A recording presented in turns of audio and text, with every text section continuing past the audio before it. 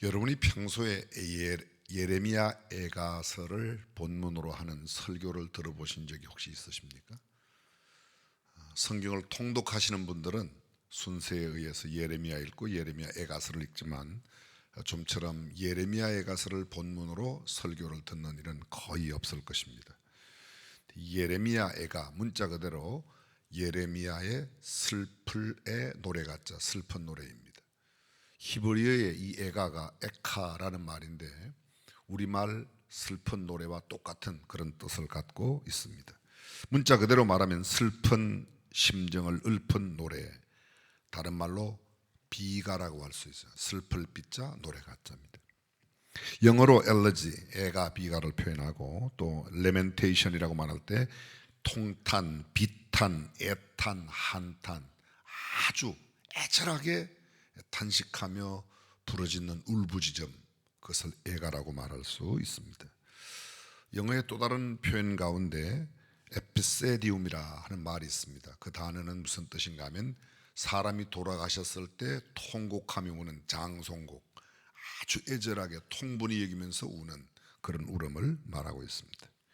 방금 말씀드린 대로 큰 소리로 높여 운다, 슬픔을 이기지 못하여 방성대곡하는 바로 이런 모습이 방성대곡이 에카라는 겁니다. 문자 그대로 에카라는 히브리어는 어찌하여 이럴 수가 있습니까? 어떻게 이런 일이 있을 수 있습니까? 성경에 어찌 이런 일이, 어떻게 이런 일이 가능합니까? 어찌민고라는 표현들이 여러 번 나타나는데 특별히 예레미야와 예레미야 애가서에 이 단어가 계속 반복되고 있습니다. 히브리어 성경을 헬라어로 번역한 70인역이라고 불리우는 성경이 있습니다. 그리고 또 그것을 로마 글자 라틴 볼게트역이라고 해서 모두가 다 에카라는 말로 다 되어 있습니다. 자, 문자 그대로 예레미야가 부른 슬픈 노래입니다. 예레미야 어떤 사람이죠? 예레미야는 성경에 보면 주전 627년부터 580년까지 47년 동안 활동을 했습니다.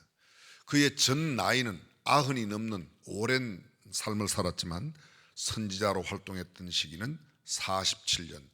그가 활동했던 이 47년 사이에 유다의 역사에 아주 중요한 연도가 들어 있습니다. 여러분도 이미 아시겠지만 바벨론에 의해서 남방 유다가 멸망됩니다. 통일왕국 사울과 다윗과 솔로몬의 왕국이 40년씩 120년 지나가고 남쪽에는 유다, 북쪽에는 이스라엘. 북쪽 이스라엘은 722년에 아수르에 의해서 멸망되고 남왕국 유다만 남습니다. 근데 유다가 남아있던 그때, 유다에 남아있던 그 시절 소위 잔존왕국이라고 합니다. 통일왕국 나누어지고 분열왕국 다음에 유다만 남아있던 이 잔존왕국 시대. 이 잔존왕국인 유다가 언제 멸망하는가 하면 BC 586년에 완전히 예루살렘 성전까지 회파되고 무너져서, 그런데 예레미야가 언제까지 있었는가 하면 580년까지, 쉽게 말하면 바벨론에 의해서 모든 유다 민족이 포로로 잡혀간 뒤에도 6년 동안 더 일했습니다. 총 몇 년이라고 그랬죠? 47년 가운데 멸망되고 난 6년, 멸망되기 전 41년 동안, 멸망되기 전 41년 동안 어떤 일이 있었는가 하면 유다의 총체적인 부패가 일어나서 하나님 앞에 큰 죄악의 상태에는 유다의 모습을 보는 겁니다. 그래서 627년부터 606년까지 21년 동안 보고 606년 BC에 바벨론이 침공해서 예루살렘을 완전히 포위하고 20년 만에 유다를 없이하는 겁니다. 자, 한마디로 말하면 유다의 멸망 직전 40년, 유다가 멸망되고 난 이후에 6년 동안의 상황을 직접 목도하고 하나님께서 예레미야를 통하여 주시는 말씀을 들었습니다. 이미도 말씀드렸지만 유다가 멸망된 근본적인 원인이 뭡니까? 하나님 앞에 죄악을 범하였기 때문에. 우선 몇 가지만 살펴보겠습니다. 예레미야 2장에 보면 내 백성이 두 가지 악을 행하였나니 곧 생수에 근원되는 나를 버린 것과, 하나님께서 하시는 말씀이에요. 나를 버린 것. 누구를 버렸어요? 하나님을 버린 것과 스스로 웅덩이를 판 것인데 그것은 물을 저축지 못할 터진 웅덩이라.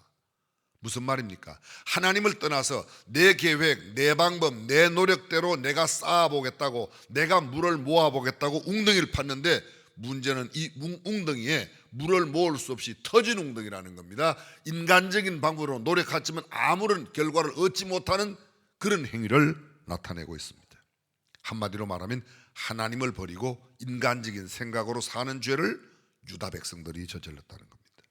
14절, 이스라엘이 종이냐 시종이냐 어찌하여 포로가 되었느냐. 종은 뭐예요? 문자 그대로 종이에요. 시종은 종의 아들, 종의 손자, 대대로 종을 시종이라고 말하는 겁니다. 너희가 종이냐? 종이 아니지 않냐? 근데 왜 이렇게 종이 되었냐? 죄악의 종이 되고 바벨론의 종이 되고 심지어는 이 세상의 종이 되었느냐? 이렇게 따지는 겁니다. 조금 지나가서 2장 18절입니다. 내가 시올의 물을 마시려고 애굽 길에 있으면 어찌미며 또 그 하수를 마시려고 아수르 길에 있으면 어찌미뇨. 또 내 악이 너를 징계하겠고 내 패역이 너를 책할 것이라. 내가 시올의 물을, 시올은 당대의 가장 기름진 곡창지대입니다.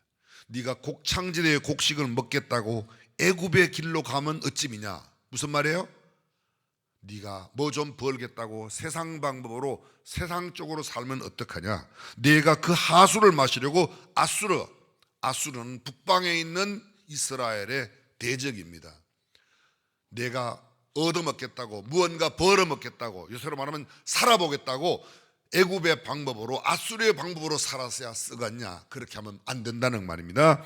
내 악이 너를 징계하겠고 내 패역이 너를 책할 것이다. 내가 그렇게 죄를 짓고 살아서는 아무것도 얻지 못합니다. 19절, 그런즉 내 하나님 여호와를 버림과 내 속에 나를 경외함이 없는 것이 악이요 고통인 줄 알라. 주 만군의 여호와의 말이니라. 딱 한마디로 줄이면 하나님을 저버리고 하나님 숭배하던 것을 뒤로 하고 세상의 방법으로 우상 숭배하러 갔다는 겁니다.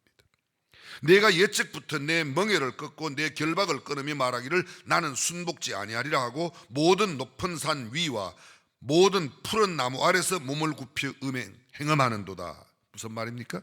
거기 내 멍에를 꺾고 내 결박을 끊으며, 하나님 앞에 살아가는 율법대로 사는 것을 결박이라고 생각했습니다. 구속이라고 생각했습니다. 멍에라고 생각했습니다. 요사이 말로 바꾸면 매 주일 예배를 드리고 하나님의 말씀대로 살고 뭐 헌금하고 기도하고 찬양하고 말씀, 이건 너무 멍해이다. 내가 이거 귀찮아서 못하겠다는 겁니다. 그리고는 내 마음대로 살아가는 겁니다. 나는 순복지 아니하리라. 나는 그 말씀대로 안 할 거야. 나는 그 말씀대로 주일 지키고 그런 거 다 못해. 그냥 내가 편리한 대로 살 거야 하리라. 그렇지만 너희가 다른 짓을 안 한다. 무슨 말이죠? 푸른 나무 아래서 몸을 굽혀 행함한도다. 산길에 가서 다른 자기네가 섬기는 신, 내 마음에 드는 신을 섬기겠다고 하나님을 저버린 모습입니다. 계속됩니다. 내가 너를 순전한 참종자 곧 귀한 포도나무로 심었거늘 내게 대하여 이방 포도나무의 악한 가지가 되면, 너는 정말 내가 내 백성으로 삼았는데 왜 나를 섬기지 않고 이방신을 섬기는 잘못된 그런 포도나무가 됐냐, 그런 말입니다. 22절, 주 여호와 내가 말하노더라. 네가 잿물로 스스로 씻으며 수다한 비누를 쓸지라도 네 죄악이 오히려 내 앞에 거저 있으리니. 네가 우상을 섬기는 죄는 잿물을 갖고 씻어내려고 해도 씻어지는 게 아니고 네가 수많은 비누를 써서, 우리말로 이 비누가 좋다 저 비누가 좋다, 어떤 비누로 씻어도 내가 우상을 섬긴 죄, 나를 버린 죄는 씻어낼 수가 없어. 그 죄악이 그대로 있다는 겁니다.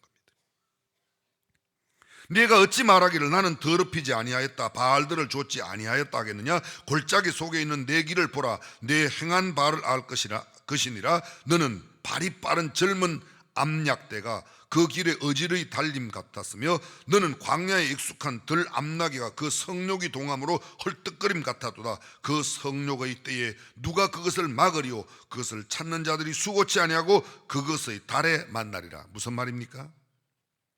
이 사람들은 하나님을 떠나 우상을 숭배하면서도 이것은 죄가 아니다, 이건 악한 게 아니다, 이건 우리는 바알을 섬기지 않았다, 하나님 외에 다른 신을 섬기지 않았다. 그런데 하나님께서 말씀하시기를 너희가 숲에 가봐. 너희가 숲길로 가서 우상을 섬긴 그 길이 길이 되었고 너희가 그 우상을 섬기는 일이 마치 발정난 암나기처럼 그렇게 나댔는데 그러고도 나한테 죄를 짓지 않았다고?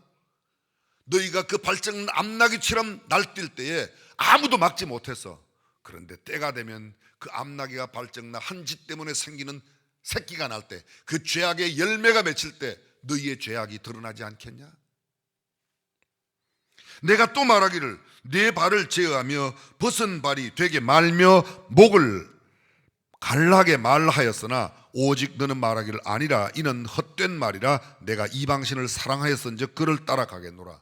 하나님의 말씀은 듣지 않습니다. 너 그거 하지 마라. 너 그거 해도 마셔도 목마르니까 그 물 마시면 안 된다. 생수, 하나님의 말씀인 생수를 마시라. 그런데 너희는 아니라. 그리고 말하기를 이는 헛된 말이다. 하나님의 말씀은 잘못됐어. 말씀이 잘못돼서. 그리고 그들은 이방신을 살아 우상을 숭배했다는 겁니다. 31절 너희 이 세대여 여호와의 말을 들어보라. 내가 이스라엘에게 광야가 되었었느냐 흑암한 땅이 되었었느냐? 무슨 연고로 내 백성이 말하기를 우리는 노였으니 다시 주께로 가지 않겠다느냐? 노골적으로 대놓고 다시는 하나님 이제 더 이상 안 섬겨. 나도 이제 내가 할 길 갈 거야. 내가 좋아하는 신을 섬길 거야. 하나님을 저버린 그들의 모습입니다. 처녀가 어찌 그 폐물을 입겠으며 신부가 어찌 그 고운 옷을 입겠느냐? 오직 내 백성은 나를 잊었나니. 처녀가 그 결혼할 때 약혼할 때 받았던 그 폐물을 잊을 수가 있냐? 그때 입었던 아름다운 옷, 요새로 말하면 신혼 드레스를 잊을 수가 있겠느냐? 그런데 그거 잊지 못할 터인데 어떻게 너희는 나를 잊어버리고 하나님을 잊어버리고 그렇게 떠나겠냐고 이야기하고 있습니다. 내가 어찌 사랑을 얻으리고 내 행위를 아름답게 꾸미느냐? 그러므로 내 행위를 악한 여자들에게까지 가르쳤으며 또 내 옷단과 죄 없는 가난한 자를 죽인 피가 묻었나니 그들이 담구멍을 뚫음을 인함이니라. 너희의 죄악이 담을 넣었습니다. 담 틈 사이로 나왔습니다. 너희가 짓는 죄가 온 세상이 다 알도록 죄를 짓고도 나는 하나님 앞에 죄를 안 지었다, 나는 우상을 안 섬겼다고 말로만 했었거냐? 너희의 행동은 그렇게 죄를 지었는데, 그러나 너는 말하기를 나는 무죄하니 그 진노가 참으로 내게서 떠났다거니와 보라 네 말이 나는 죄를 범치 아니했다 함을 인하여 내가 너를 심판하리라. 나는 잘못한 거 없어. 나는 괜찮아. 아무 일도 없어. 내가 하나님을 떠나도 괜찮잖아. 그때 하나님께서 하시면 네가 그래? 그럼 내가 너를 심판할 거야. 드디어 하나님의 심판이 임합니다. 36절 내가 어찌하여 내 길을 바꾸어 부지런히 돌아다니느냐? 네가 아수르로 인하여 수치를 당함같이 애굽으로 인하여 수치를 당할 것이라. 북방 이스라엘이 아수르의 침공을 받아 멸망된 것처럼 너희는 이제 애굽으로 인하여 수치를 당하고 내가 두 손으로 내 머리를 싸고 거기서도 나가리니 이는 내가 의지하는 자들을 나 여호와가 버렸으므로 내가 그들을 인하여 형통치 못할 것이다. 너 앞으로 하나님의 내 심판을 받을 거야. 그렇게 말씀합니다. 여기 보십시오. 그들의 죄악이 얼마나 어마어마한지 죄악으로 깊이 물든 유다의 상황을 여과 없이 예레미야를 통하여 하나님은 다 폭로하십니다. 하나님을 떠난 신앙의 배교 우상을 숭배하는 그들 이방신을 섬기고 그러고도 말하기를 영적인 무감각 가운데 죄를 지으면서도 죄인 줄 알지 못하고 있습니다. 새 속에 물든 그들의 아주 비참한 모습이 다 있습니다. 물질 만능주의에 빠져서 돈만 생긴다고 하면 이방신을 따라서 이방의 길로 마음대로 행했습니다. 쾌락주의가 향락주의가 그들의 모든 삶을 감싸고 있습니다. 윤리 도덕적 퇴폐는 물론이고 성적인 타락까지 겸했습니다. 하나님께서 죄악의 백성들에게 주는 이런 백성들에게 예레미야를 통해 주는 메시지, 그러면 이렇게 범죄하고 계속해서 하나님을 저버리고 우상을 섬기는 그들에게 하나님이 주는 메시지가 예레미야 4장에 이렇게 나타납니다. 1절 4장 1절입니다. 여호와께서 가라사대 이스라엘아 내가 돌아오려거든 내게로 돌아오라. 내가 만일 나의 목전에서 가정한 것을 버리고 마음이 요동치 아니하며 진실과 공평과 정의로 여호와의 삶을 가리켜 맹세하면 열방이 나로 인하여 스스로 복을 받고 복을 빌며 나를 인하여 자랑하거나 너희 묵은 땅을 너희가 돌아오려거든 내게로 돌아. 하나님께서 이야기하십니다. 너희가 돌아오려거든 내게로 돌아와. 딴짓하지 말고 돌아오라고 계속 말씀합니다. 너희 묵은 땅을 갈라 기경하라는 겁니다. 너희 스스로 마음 가죽을 베고 할례는 사람의 표피를 베는 건데 사람의 표피를 베는 육신의 할례가 아니라 너희의 마음의 할례를 받으라. 시온을 향하여 기호를 세우고 나팔을 불라. 회개를 촉구하는 겁니다. 하나님을 향하여 너희 깃발을 세우고 하나님을 향하여 너희의 방향을 돌이키라는 말씀입니다. 그리고 나팔을, 경고의 나팔, 경각심을 울리는 하나님께 돌아오는 나팔을 불라고 말합니다. 성경은 계속합니다. 지체하지 말라고, 우상 숭배의 자리에 더 이상 머무르지 말라고 이야기하십니다. 굵은 배를 두르고 애곡하라. 무슨 말입니까? 통회하고 하나님 앞에 돌아오라는 말입니다. 하나님의 맹렬한 노가 임하기 전에 돌이키라. 하나님의 심판이 임하면 너희 방백들은 실심할 것이며, 너희 방백들은 실심, 잃어버릴 실자에다가 마음심. 너희 방백들, 내 진노가 너희에게 임하면 너희는 이제 마음을 잃을 거야, 정신을 잃을 거야. 제사장들은 놀랄 것이고 선지자들이 깜놀 사건, 깜짝 놀란다 그러죠. 깜놀 사건이 일어날 거다. 내가 심판을 시작하면 하나님께서 참고 기다리시고 더 기다리시다가 이제 재앙을 베풀고 너희를 진노하면 너희는 견디지 못할 거라고 이야기합니다. 4장 19절입니다. 예레미야가 이렇게 외칩니다. 슬프고 아프다. 내 마음속이 아프고 내 마음이 답답하여 잠잠할 수 없으니 이는 나의 심령, 네가 나팔 소리와 전쟁의 경보를 들읍니다. 하나님의 경고의 음성, 하나님의 나팔, 하나님의 모든 말씀을 들으면서 예레미야가 이렇게 말합니다. 슬프고 아프다. 내 마음이 속이 아프고 내가 견디지 못하겠나라고 아주 애절함과 통절함 가운데 눈물을 흘립니다. 그 눈물을 흘리며 부르는 노래가 예레미야 애가, 바로 오늘 본문이 담겨진 노래입니다. 계속됩니다. 패망의 패망이 연속하여 온 땅이 탈취를 당하리니 천막은 호련히 파멸되며 나의 휘장은 잠시간에 열파되도다. 무슨 말입니까? 패망의 패망이 연속하며 너희 절대로 살아나지 못할 거야. 너희 망할 거야. 완전히, 좀 속된 표현이지만 쫄딱 망할 거야.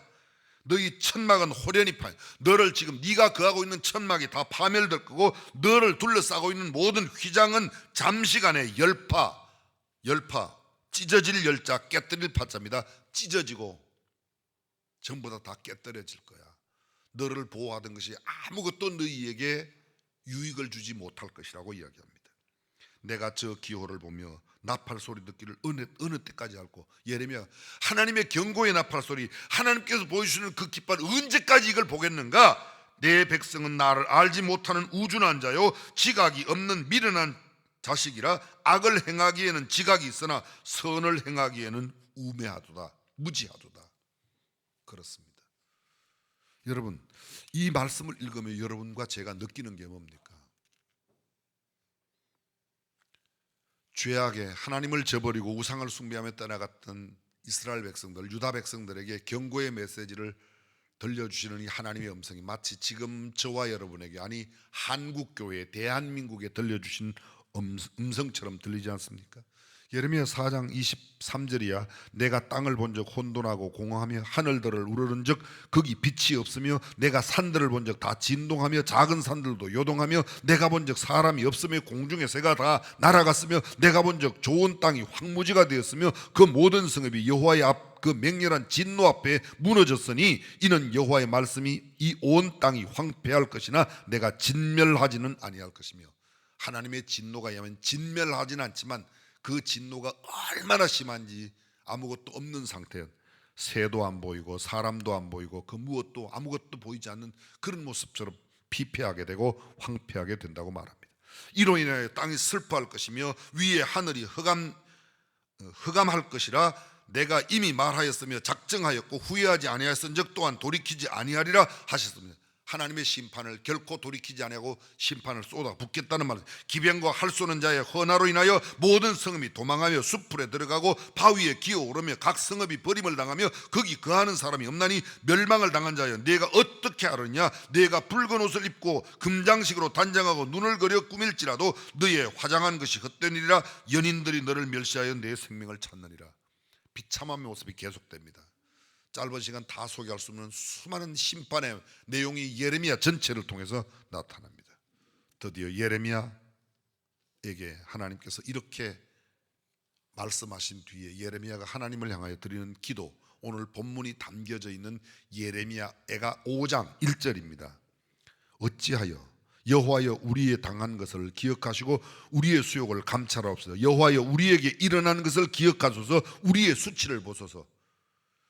이제 완전히 하나님의 심판을 받아서 멸망된, 어떻게 하면 이렇게 망할 수가 있는가, 어떻게 하면 이렇게 큰 진노를 당할 수가 있는가. 주님 보십시오, 우리의 당한 것을 보십시오, 우리의 수치를 좀 보십시오. 우리가 이렇게 되었습니다. 예레미야가 하나님 앞에 호소하는 겁니다. 오늘날 세상 속에 있는 교회를 좀 보십시오. 한국 교회가 다 그런 것은 아니지만 얼마나 많이 지금 피폐한 모습을 온 천하에 드러내고 있는지 모릅니다. 교회는 수치를 드러내고 있습니다. 수욕을 당하고 있습니다. 무시당하고 멸시당하고 있습니다.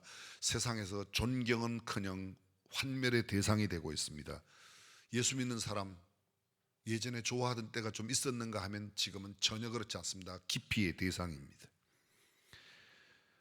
비난과 조롱의 대상이 되었습니다. 물론 모든 교회 공동체가 다 그런 것은 아니지만 세상 사람들과의 교회에 대한 오해에서 비롯된 것도 있겠지만 어쩌면 맛을 잃어버린 소금이 사람에게 밟히는 것처럼 오늘 교회가 세상으로부터 여지없이 짓밟히고 있습니다.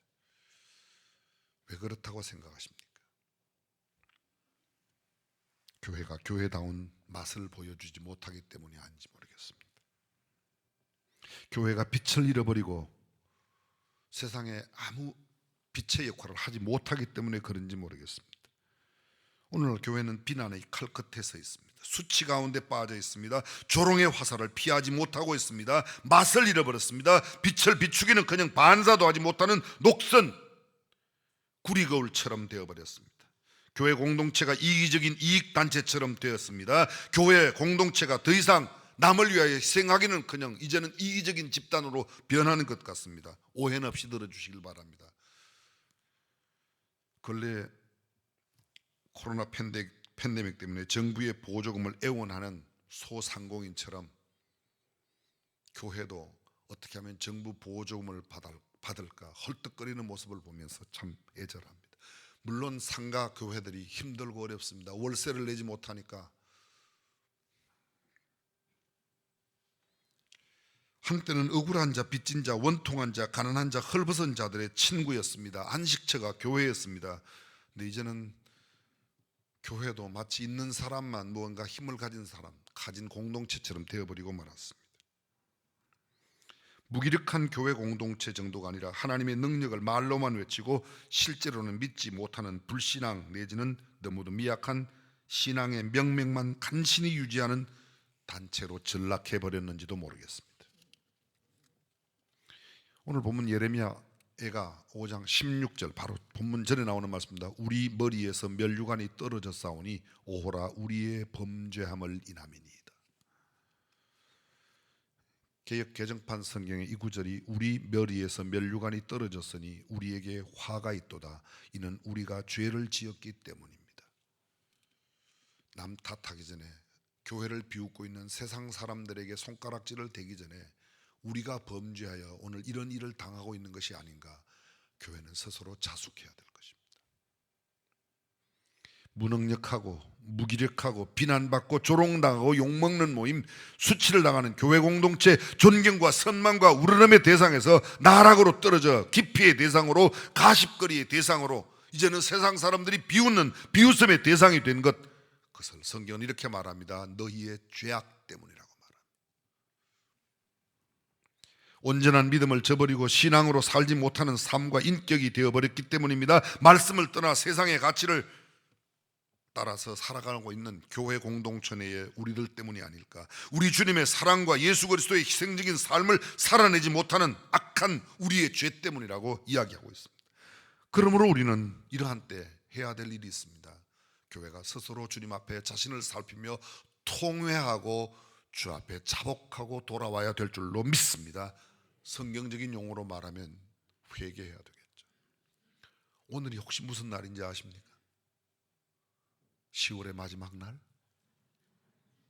낭만적인 이야기죠. 미국에서는 할로윈 데이라고요. 여러분 10월 31일은 종교개혁일입니다.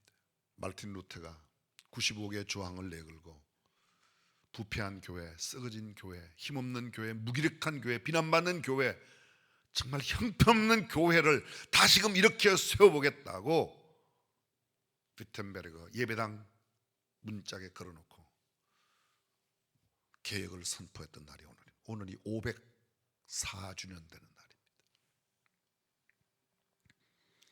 영적으로 개혁하지 않으면 희망이 없습니다. 영적 혁명이 없이는 불가능합니다. 그건 성경적인 용어로 회개치 아니하면, 하나님 앞에 다시금 돌아오지 아니하면, 구원을 위한 성경적인 가장 핵심 단어가 회개입니다. 회개 없이 구원 없습니다. 회개 없이 천국 없습니다. 통회함으로 돌아옴이 없이, 영적인 개혁 없이, 영적인 혁명 없이 미래가 없습니다. 무기력한 오늘 교회의 모습을 다시 회복하는 길은 우리가 우리의 죄악에서 주님 앞에 되돌아오는 일밖에 없습니다. 영적 개혁 없이는 구태의연한 그런 모습, 무기력한 교회의 모습을 그대로 유지할 수밖에 없습니다. 여러분, 개혁이 뭐죠? 한자어로 고칠 개자, 가죽 격자, 가죽을 고치는 겁니다. 쉽게 말하면 가죽을 바뀌어요. 가죽을 바꾸는. 가죽을, 잘못된 가죽을 갖다 바꾸려고 하면 필연적으로 따라오는 게 두 가지가 있습니다. 첫 번째는 고통이고, 두 번째는 피를 흘린다는 겁니다. 피 흘리는 고통이 없이는, 뼈를 깎는 고통 없이는 결코 개혁을 이루어낼 수 없습니다. 우리 자신, 우리의 살을 도려내는 듯한 그런 마음으로 비난과 조소와 미움, 분노가 아니라, 정죄하고 비판할 것이 아니라, 교회가 어떻다고 손가락질 할 것이 아니라, 교회를 향하여 비웃고 조롱하는 사람들을 향하여 너 그렇게 하지 말라고 말하기 전에 우리 스스로가 하나님 앞에 뼈를 깎는 고통의 통회와 자복이 있어야 됩니다. 애통이 따르는 자백과 회개와 뼈를 깎는 통절함이 없이는 결코 교회가 새로워질 수 없고, 교회가 하나님의 능력을 회복할 수 없다는 겁니다. 반성경적 죄악으로부터 돌아서야 합니다. 교회 내까지 들어오고 있는 세속적인 가치관이 깨끗하게 정리되어야 합니다. 세상을 향하여 말하기 전에 우리는 동성애자, 동성혼자를 긍휼히 여기는 마음을 갖고 동성애와 동성혼을 반대하는 게 교회의 입장입니다. 알아들으세요? 근데 지금 현재 동성애자들과 동성혼자들이, 교회는 동성애자와 동성혼자들을 반대하고 미워하는 것처럼 생각하고 있어요. 그건 우리의 잘못이에요. 우리가 그런 인상을 너무 주었어요. 그들도 구원받아야 할, 그들도 우리와 함께 하나님 안에서의 한 가족이 되어야 할 사람으로 그들을 보듬어 줘야 되는데, 그들은 지금 현재 교회로부터 배척당하고 있다고 생각하는 겁니다. 퀴어라고 들어보셨죠? 퀴어. 이 퀴어는 네 단어를 합성해서 딱 한 단어로 말할 때 퀴어인데, 그 네 단어가 하면 첫 번째 레즈비언, 여성 동성 혼인자들, 여성 동성애자들. 게이, 남성 동성애자들이에요. 그 다음에 바이오섹슈얼, 성을 양쪽으로 쓰는 사람들이에요. 트랜스젠더, 성을 바꾼 사람들. 요 네 부류의 사람들을 딱 한 단어로 퀴어라 그렇게 말하는 겁니다. 퀴어, 성경은 인정하지 않습니다. 성경에는 하나님이 지으신 남자와 여자 외에는 다른 성이 없습니다. 정말 죄송합니다. 요 얼마 전에 대통령께서, 지금 해외 가셨습니다만, 인권법, 차별금지법 논의할 때가 되었다. 차별금지법 안에 정말 좋은 조항이 많이 있습니다. 이름 자체가 너무 아름답습니다. 근데 차별금지법 안에 성경적으로 용납할 수 없는 몇 가지의 독소조항, 저는 그거 빼고 했으면 좋겠습니다. 무슨 소리인지 알아들으세요? 이건 용납할 수 없는 일입니다. 성경이 안 되면 안 됩니다. 세상이 아무리 어떤 선진국이 되고 어떤 나라가 도, 세상 모든 나라가 다 된다고 그래도 성경이 안 되면 안 됩니다. 아멘. 그게 신앙인이에요. 안 되는 건 안 되는 거예요. 오늘 우리 김진표 장로님 계시면 장로님 너무 애쓰세요. 이거 안 된다고, 지금 안 된다. 동성애, 동성은 안 된다. 성경적인 가치관으로 안 된다. 안 되는 건 안 되는 겁니다. 여러분, 이 출산 안 하는 게 죄라는 걸 알고 계십니까? 성경에 있잖아요. 생육하고 번성하고 충만하고 정복하고 다스리라. 생육하고 번성하라는 게 하나님의 명령이에요. 근데 딩크족들은, 딩크라고 들어보셨죠? 더블 인컴 노 키즈. 수입은 더블 2배, no kids, 애는 없이, 애 안 낳고 부부간에 맞벌이로 벌어서 잘 살겠다. 그 성경적 가치가 아니에요. 성경적 가치가 아니에요. 성경적인 가치는 결혼하여 생육하고 번성하고 정복하고 다스리고, 아멘. 그 성경적 가치예요. 성경적 가치. 지난번에 현영수 박사님 오셔서 유태인들은 보통 전통 유대교에 있는 사람들은 7명, 8명 아이를 낳는데죠. 적게 낳아도 3명, 4명 낳는다고 그러지 않습니까? 근데 우리는 거의 매스컴이나 매스미디어들이 애 하나 낳으면 뭐 교육비가 얼마나 들어가네, 성경에도 없는 이야기를 다 그렇게 자꾸 이야기하는데 그 말씀을 너무 많이 들어요. 하나님 말씀보다. 생육하고 번성하라는 주의 말씀은 별로 안 듣고 애 낳으면 교육비 많이 들어간다. 그 말은 왜 그렇게 믿는지 몰라. 하나님 말씀보다 그 말씀을 더 믿어요. 아니에요, 여러분. 하나님께서 낳게 하시면 기르게 하실 줄도 믿습니다. 그거 왜 안 믿어요? 뭐 이런 이야기 다 하려고 하면 마찬가지입니다. 환경 파괴, 기후 환경 문제. 이게 너희는 땅을 정복하라고 그랬어요. 땅을 다스리라고 그랬습니다. 책임 있게 다스리라고 그랬지 파괴하라고 안 했습니다. 근데 마치 우리만 쓸 것처럼 우리가 마구 쓰고 아무렇게나 환경을 오염시키고 버리는, 그건 우리가 다음 세대가 함께 써야 되는데 우리만 쓰고 안 쓸 것처럼. 그러니까 지금 북극에 남극에 빙하가 내려놓으려 얼마나 문제가 되고 홍수가 문제가 되고 기후 문제가 되는 것, 그 우리가 범죄해서 그래요. 하나님의 말씀을 경청해야 할 필요가 있습니다. 수없이 많이 있습니다. 나 혼자만 우리만 쓰는 지구가 아니기 때문에 우리는 적정한 만큼 내가 쓸 만큼 쓰고 함께 쓰는 공동으로 사용하는 것들을 잘 생각했는데 그렇지 못합니다.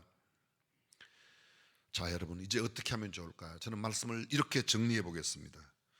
솔로몬이 성전을 다 완공하고 하나님 앞에 봉헌한 뒤 그날 밤에 솔로몬에게 하나님께서 나타나셔서 하시는 말씀이 있습니다. 역대하 7장 12절, 밤에 여호와께서 솔로몬에게 나타나사 이르시되 내가 이미 내 기도를 듣고 이곳을 택하여 내게 제사하는 전을 삼았으니 혹 내가 하늘을 닫고 비를 내리지 아니하거나 혹 메뚜기로 토산을 먹게 하거나 혹 연병으로 내 백성 가운데 유행하게 할 때에 내 이름으로 일컫는 내 백성이 그 악한 길에서 떠나 스스로 겸비하고 기도하여 내 얼굴을 구하면 내가 하늘에서 듣고 그 죄를 사하고 그 땅을 고칠지라. 여러분 잘 보십시오. 성전을 봉헌하고 난 그날 밤 하나님이 솔로몬에게 나타나서 하신 말씀입니다. 내가 이 전을 너가 나에게 제사하는 전으로 택하여 세워 내가 받았다. 그런데 앞으로 혹시 하늘이 닫혀 비를 내리지 않거나 메뚜기가 토산을 먹는 그런 재앙이 닥치거나 연병으로 내 백성 가운데 유행하게 할 때에, 자, 연병으로 가운데 병이 유행한다. 요사이 말로 뭐죠? 코로나 팬데믹이에요.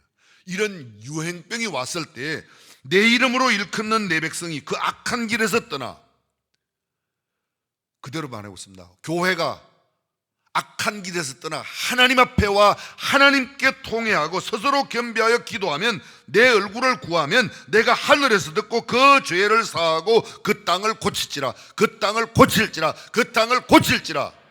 하나님이 고쳐주시는 겁니다. 거듭 말씀드립니다. 역사적으로 수많은 팬데믹이 있었습니다. 13, 14세기에 패스트 팬데믹이 유럽을 쓸고 갔습니다. 사람들이 이 패스트가 일어나고 있는 지역에서 이사 가면 될 것이라고, 이사를 가면 괜찮을 거라고 이사를 갔는데 이사 가는 것이 오히려 패스트를 더 옮겨갔습니다. 더 확산돼 7년 동안 유럽의 인구 거의 절반이 죽었다고 말합니다. 더 많은 사람들이 죽었습니다. 근데 7년 만에 어떤 날 갑자기 팬데믹이 없어집니다. 패스트 팬데믹이 없어지는 겁니다. 누구의 노력으로? 그 누구의 노력도 아니었습니다. 하나님께서. 역사적인 팬데믹이 인간의 노력으로 끝난 적이 없습니다. 지금 의술이 발달되어 그나마 통제한다고 하지만 저는 인간의 통제가 절대로 팬데믹 코로나를 이겨낼 수 없습니다. 하나님의 능력만이 이겨낼 수 있는 줄로 믿습니다. 그렇다면 하나님의 능력을 불러올 수 있는 길이 뭔가? 내 백성이, 하나님의 백성이 그 악한 길에서 떠나, 오늘 교회가 범죄함에서 떠나 하나님의 얼굴을 구하고 하나님의 도심을 구하면 하나님께서 이루어 주실 줄로 믿습니다. 오늘 본문 예레미야가 5장 19절 이하의 말씀이 바로 그것입니다. 하나님은 어제나 오늘이나 영원토록 영원히 통치하시며 주의 보좌는 자손 대대로 있으니까 하나님께로 돌아오라는 겁니다. 하나님께로. 성경 전체 가장 핵심적인 이야기는 하나님 이외의 것은 다 유한한 것이니 영원한 하나님께로 돌아오라. 그리하면 너희에게 희망이 있다. 너희가 고침을 받는다. 너희가 구속함을 받는다. 너희가 구원함을 받는다고 말합니다. 하나님이 이 땅을 더 오랫동안 버려두시지 않겠다고 말해요. 너희가 그 악한 길에서 돌이키면 내가 너희를 고쳐줄 거야. 그렇게 두지 않아. 오늘 성경에 나온 20절, 왜 우리를 영원히 잊으시고 왜 우리를 이토록 오랫동안 버려두십니까? 하나님이 버려두신다는 게 아닙니다. 언젠가는 하나님께서, 아까도 그러잖아요, 너희를 내가 징계하지만 완전히 진멸치는 않을 거야. 왜요? 회개하고 돌아오면 너를 고쳐줄 것이기 때문에. 우리에게 있는 유일한 희망은 우리가 영적인 개혁, 성경적인 용어로 그대로 하나님 앞에 통회하고 돌아오는 일만이 살아나는 길인 줄로 믿습니다. 그것 해야 된다. 그리고 옛적 참된 신앙을 회복시킬 수 있어야 합니다. 오늘 본문 마지막 21절 22절입니다. 여호와여 우리를 주께로 돌이켜서 우리를 회복시키소서. 우리의 날들을 옛날처럼 새롭게 하소서. 제가 지금 읽고 있는 성경은 개역 개정판입니다. 주께서 우리를 완전히 버리시지 않았고 주의 진노가 아주 심하지 않다면 그렇게 하시옵소서. 주님 새롭게 해주십시오. 다시 새롭게 해주십시오. 다시 고쳐주십시오. 개역, 주님께서 개역해 주십시오. 우리가 주님께 돌아오겠습니다.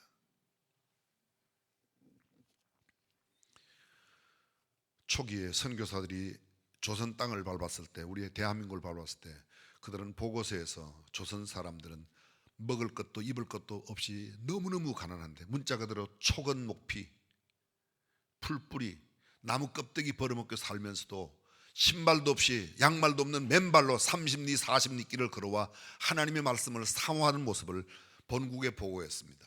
우리 한국 사람들, 초기 믿는 사람들에게 붙여진 별명이 뭐라고요? 성경을 사랑하는 사람들, 바이블 러버. 조선 사람들은 바이블 러버서, 성경을 사랑하는 사람들이라고 보고를 했답니다. 근데 요사이 별로 성경 덜 사랑하는 것 같아요.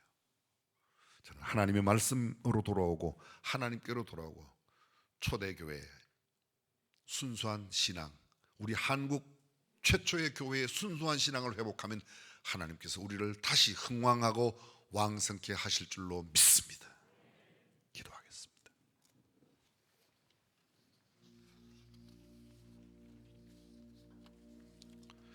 세상 바라보고 너무 손가락질을 하지 마십시오. 정부를 탓하지 마십시오. 그 누구를 탓하기 전에 우리 스스로를 살필 필요가 있습니다. 나의 죄 때문에, 우리 집안의 죄 때문에, 우리 교회 공동체의 죄악 때문에 이 민족이 아파하고 나라가 고통을 당하고 있는지 모릅니다. 주님은 말씀하십니다. 너희가 그 악한 길에서 떠나 내게로 돌아오면, 그리고 나의 얼굴을 구하면 내가 너를 고치리라고 말씀하십니다. 하나님, 뼈를 깎는 아픔과 고통이 따를지라도 통절하게 주 앞에 자복하며 돌아오는, 그래야 다시금 하나님의 도우심을 구하는 우리가 되게 하여 주옵소서. 대한민국을 살려주십시오. 한국교회를 살려주십시오. 우리 집안을 살려주십시오. 나를 살려주십시오. 하나님밖에 없습니다. 나의 노력, 나의 생각, 나의 지혜를 버리고 온전히 하나님께만 의지하고 하나님께만 돌아오는 우리 모두가 되게 하여 주옵소서. 우리 주님 예수님의 이름으로